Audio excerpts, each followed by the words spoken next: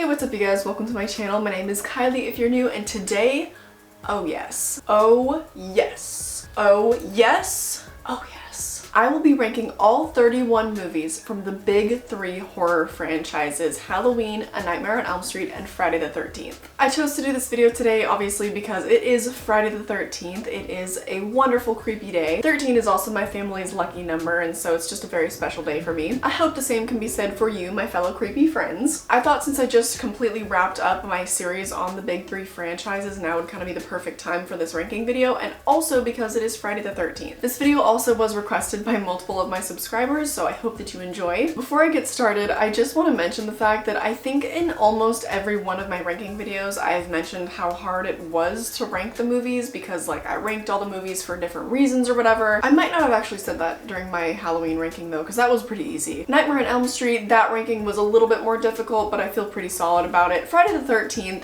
that ranking was kind of all over the place because it's literally like 12 movies that are so similar, like 7 of them in a row just kind of recycle the exact same plot. So a lot of them have become very fuzzy in my brain, and that's still true because I still have only seen all of those movies one time. So when I tell you that if I had difficulty doing that ranking video and my Nightmare on Elm Street video, this one was definitely a challenge. Also with this particular video, I kind of went back and forth. I was like, do I want to go from best to worst or worst to best? Because I always go worst to best with all of my ranking videos because I just feel like, you know, you end on the positive note, right? But then I thought, well, would it be more interesting because you guys kind of already know my favorite movies to find out like, ooh, like what's the worst one to her? So I should have asked you guys before I did this, but then I also wanted this video to still be a surprise. Anyways, I landed on going from worst to best because that's just how I've always done my ranking videos, and that's typically how most people do ranking videos. So that intro was way too long. Let us just begin with number 31, which is I'm sorry, Rob Zombie, but Halloween 2 is literally one of the most garbage, god-awful movies I've ever seen. It absolutely deserves to be last on this list. Lack of plot, terrible, unlikable characters, just a mess really in pacing overall. Way too long. Also the mask, let's just not even begin on that mask. It was so stupid. Anyways, moving on to my number 30, and that irrevocably goes to Jason Goes to Hell. During my Friday series and during that review, I was like, you guys need to tell me, like, are there any redeeming qualities to this movie? Basically, you guys came up short. I think one person was like, well, at least they didn't recycle the same plot for the 9th time in a row. And that's true. I do give credit for trying to take a more creative approach to like such a tired franchise, but the result was terrible. Okay, this director, he was a first-time director at 23 years old. They brought in all of this like mythology with his family that had nothing to do with any of the other sequels, that had nothing to do with the original. And also Jason wasn't really even Jason for most of the movie. So it shall likely forever live at number 30. Now my 29, this is also a very easy pick, goes to Halloween Resurrection. The only reason really why it is above Jason Goes to Hell is just the very simple fact that Laurie Strode is in that movie for like 2 minutes. That alone is its only redeeming quality. I don't see really any redeeming qualities in Jason Goes to Hell. Other than that, Resurrection, most of us agree, is just a god-awful, just terrible, terrible movie. So yeah, this next one, I don't know if some of you guys might not be that happy with this choice, but my number 28 goes to Friday the 13th Part 3. Oh, what? I know. It's like I mentioned to you guys though, most of the Friday the 13th movies just kind of all swirl and like intermingle themselves in my brain. I have kind of some trouble like differentiating which one is which, especially because all of them just have like basically the same storyline. And with Part 3, the only defining thing that I can remember about it is that it's like gratuitously shot in 3D. And it's very distracting. I just found that very annoying. I didn't like that. So yeah, I think there was one really cool kill with a harpoon gun, but I don't totally remember. Jason has a ton of iconic kills, so it is hard, again, for me to remember which ones are from which movie. And the harpoon gun kill isn't nearly as cool as some of the other movies, so. Moving on, number 27, and that goes to Friday the 13th from 2009, the remake. I wasn't hating this movie, but the problem with this movie is that there's like a 2 to 5 minute little prologue, then there's like another 25-minute prologue, and then the movie starts. It's just really unnecessarily terrible terrible writing. And I say that with full confidence because if you have a good movie with good characters, you would just spend a majority of the time with them. You wouldn't waste all of this time, like almost a half hour of time on these 2 prologues. And also just the super annoying overt sex scenes are stupid,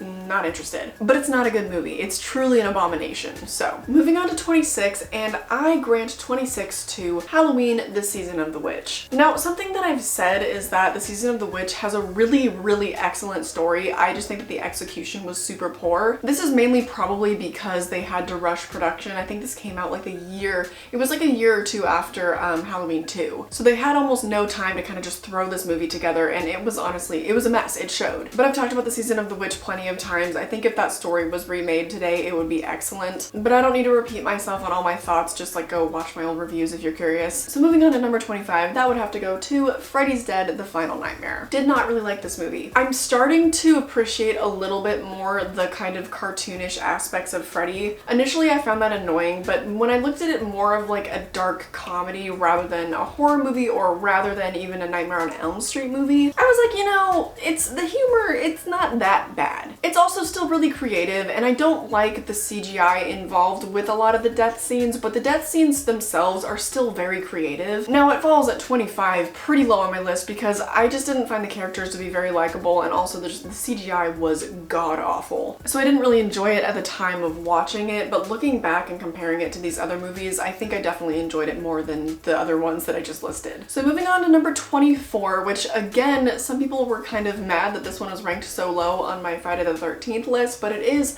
Part 6, Jason Lives. I think I even got a comment and it was like someone announcing their departure, because sometimes people like to be really dramatic, and he was like, Part 6 is definitely the best Friday the 13th movie ever, I'm unsubbing. First of all, I don't care. Second of all, people are allowed to have different opinions. It's just like so weird because I'm like, well then like who do you watch on YouTube? Like who are you gonna find that has all the exact same opinions as you? Because as soon as I have one that's different than yours, you're like, bye, unsubbed. But yeah, I mean like Friday the 13th Part 6, some of the kills are really funny. There is a lot more humor because this movie is a lot more self-aware than a lot of the other Friday the 13th movies, which is good, but I mean a lot of the humor didn't really land for me. I found it to just kind of be lazily written, again just recycling the same plot over and over. The one redeeming thing I think is Tommy Jarvis's plot line. That was kind of interesting and kind of fun. There was a little bit of action with that, but overall just, I don't know, lazily written, not super memorable. Is what it is. Now on to number 23, and that goes to Rob Zombie's Halloween. If you heard my thoughts on this movie, you're probably surprised that it's kind of like a little bit higher on this list. Still bottom third, but I mean, it's at the top of the bottom third, so. But with this one, it's just hard for me because it is a well-made movie. I think the cinematography, it's decent. The acting is really good. They just had to play terrible characters. It is a little bit too long at 2 hours, but there is quite a bit like packed into it. So I mean, that's not necessarily a detriment. I liked the story. It was a terrible choice for like Michael Myers because he basically just reduced him to any old serial killer. Could have been anybody. But overall, if a lot of the really trashy, terrible stuff was removed, I think I would have liked it. So Rob Zombie's Halloween is a confusing one for me. It's trash, but I kind of like it. So anyways, moving on to my number 22, and that goes to Halloween 5, The Revenge of Michael Myers. This is overall not a good movie. I think the one thing that saves this movie is the women actors in it. Danielle Harris is extremely talented. I loved Rachel. I hated what happened to her. Tina was a decent character, and I've mentioned this before. I think that Danielle Harris really carried the movie, even though she got stuck with such a stupid plot line of going mute and whatever.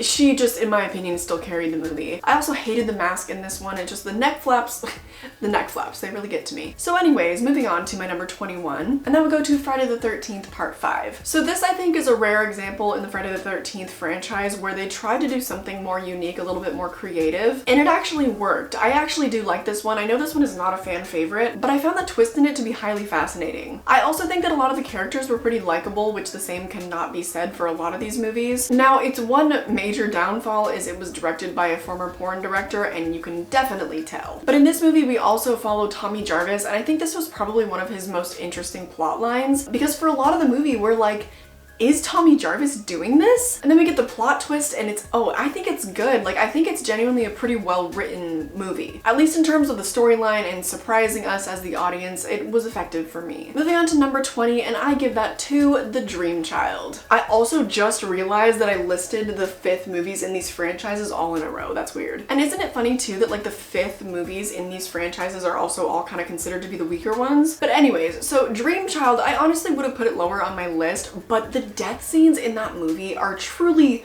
they're really creative. And they didn't really move to CGI until Freddy's dead, and so the practical effects in The Dream Child are amazing. Practical effects are just one of my favorite things. It's one reason why I am a big fan of 80s horror, and this movie had it. I mean, despite how much I didn't like the plot, despite just the conflicting tones of the humor with the really dark themes, the visuals kind of made up for it in a way and puts this movie higher than the previous ones listed. Moving on to number 19, and that goes to Jason Takes Manhattan. This is always kind of surprising for some people, but yes, I actually like part 8. I loved the fact that we were finally not at Camp Crystal Lake. We were on a boat. I was absolutely let down at the time that they weren't actually in New York. They were only there for like 10 minutes or whatever. And even when they were there, they were obviously just like on a soundstage. But anyways, I thought it was a lot of fun because one of my biggest complaints with the Friday franchise is just it's recycled plot after recycled plot. This was finally something fresh. It also had some pretty good kills, and I thought that this was probably the best performance of Kane Hodder, or at least it's my favorite. And there are also some kind of comedic self-aware moments in this movie that like genuinely made me laugh. I thought they really worked. So yeah, I mean, this movie gets a lot of hate. I don't really care. I liked this one. But moving on to number 18, that would go to A Nightmare on Elm Street 2, Freddy's Revenge. Now, this is not a bad movie. I just feel like it was a little bit confused with what it was trying to be. We have this openly gay screenwriter and we have this openly gay actor. The homoerotic subtext made sense, but at the same time was just so not in tone with Freddy, and for that to be the first follow-up to the original Nightmare on Elm Street, it made no type of sense. It was also more of a possession movie, just very confusing. So in terms of the Nightmare on Elm Street series as a whole, it really just doesn't fit in, and that's why it's quite a bit lower. But I think as a movie itself, if it was a standalone, it's not that bad. I also think it's one of the best endings, like by far one of my favorite ways that Freddy dies. But I've mentioned that multiple times on this channel, so moving on. Number 17 goes to the original Friday the 13th. Just not a super big fan of this one, honestly. The reason why it's more towards the middle of my list and not lower is because there are some really good death scenes and the twist at the end. I somehow, like I mentioned, this movie is like 40 years old, but I never even learned that the twist was that it was actually his mom killing everybody. I don't know what I thought, but I was surprised. But other than that, I respect it for it kind of being a staple of the genre, the like camping with friends, you know, that type of a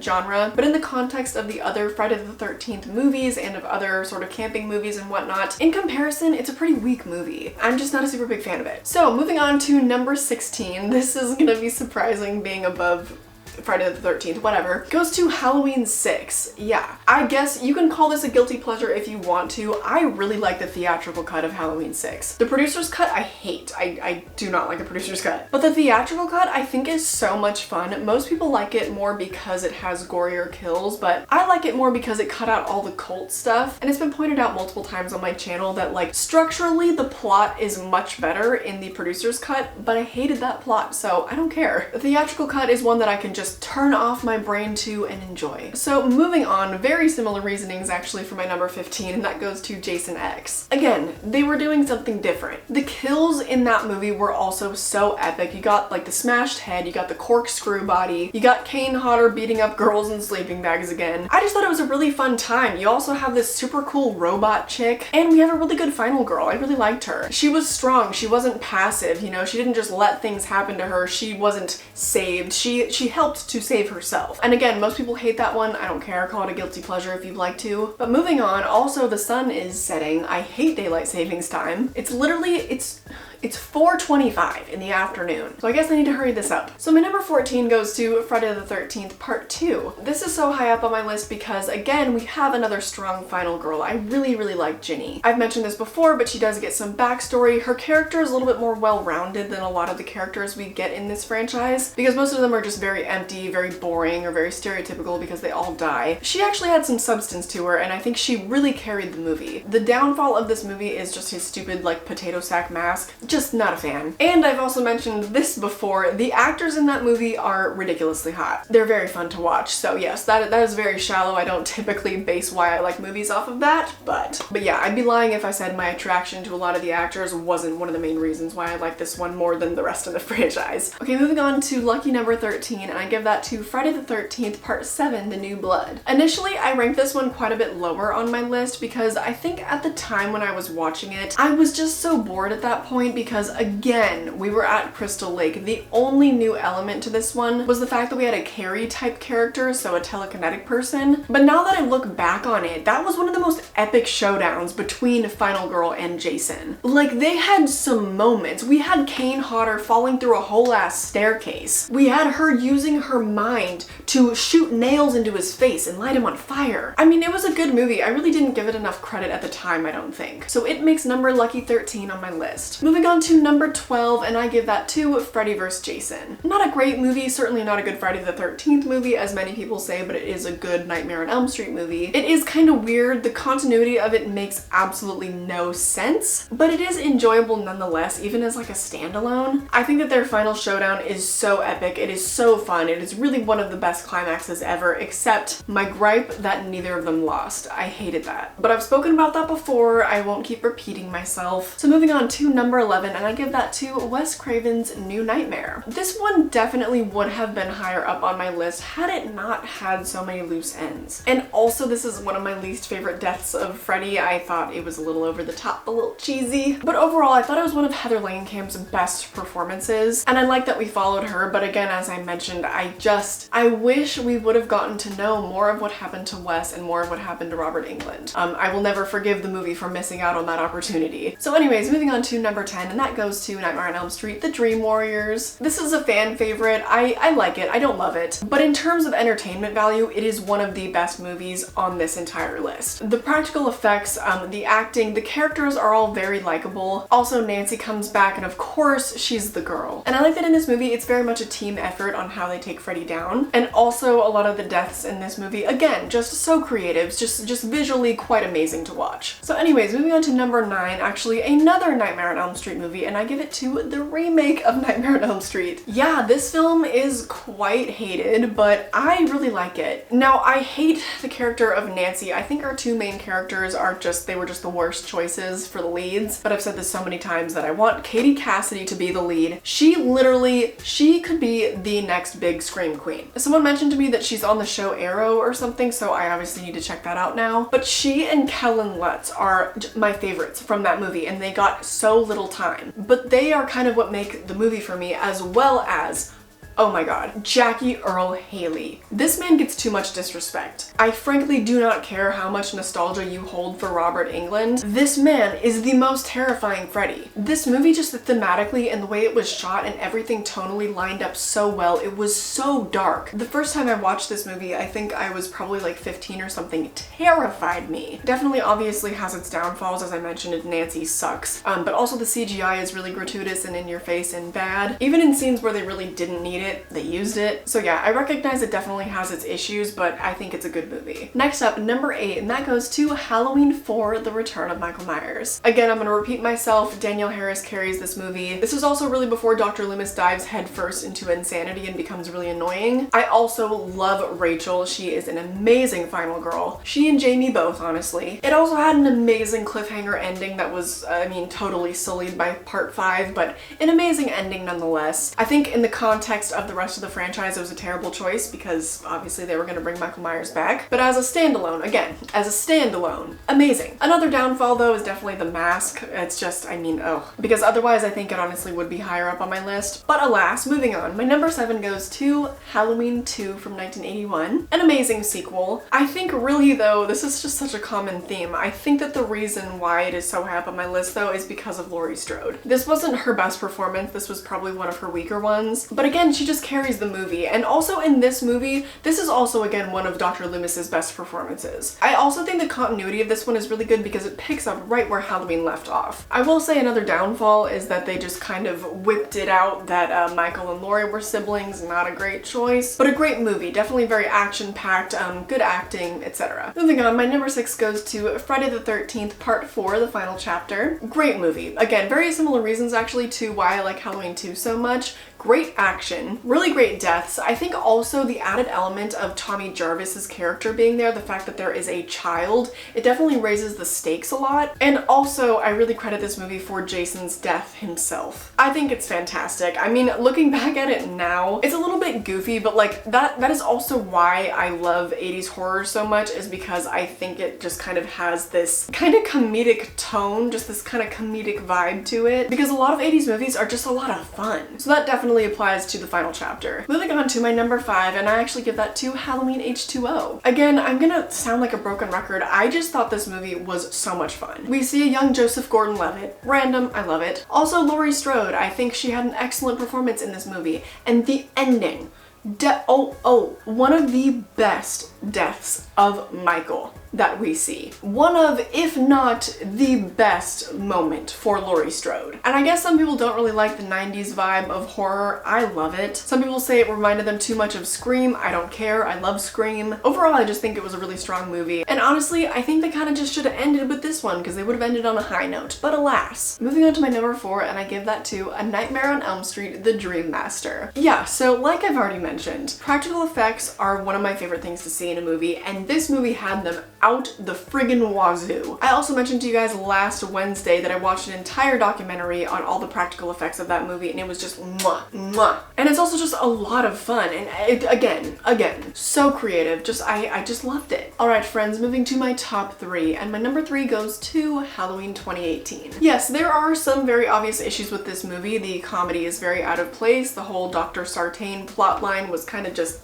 what? Other than that, I found it to be quite a flawless Halloween movie that definitely lived up to the original. This was also the first Halloween movie that I ever saw in a theater, and I was also by myself, so this is the only Halloween movie that actually effectively scared me as well. Because Rob Zombie's, I would say I was afraid, but in reality I was just kind of like disgusted. So I am gonna move on. My number 2 goes to A Nightmare on Elm Street from 1984. Probably no surprise there. In my ranking video, I was like, this is, without a doubt, I mean objectively the best made Nightmare on Elm Street movie. And like I said, no nostalgia bias. I just recently watched it for the very first time. It literally is that good of a movie. If you couldn't tell already, my number 1 goes to Halloween from 1978. I don't really know if this will be a surprise to any of my subscribers or to just anyone really, but I've told you guys time and time again in multiple reviews when I'm not even talking about the Halloween franchise, how much I love this movie. There's just not a lot more to be said. If you're new here, I think that you should definitely check out my whole Halloween series and whatnot. You'll get a better idea for how I feel about it. I just don't feel like repeating myself for like the 12th time about why I love this movie so much. And I think it also kind of speaks for itself that it's at the very top of this list of 31 other iconic movies. So yeah,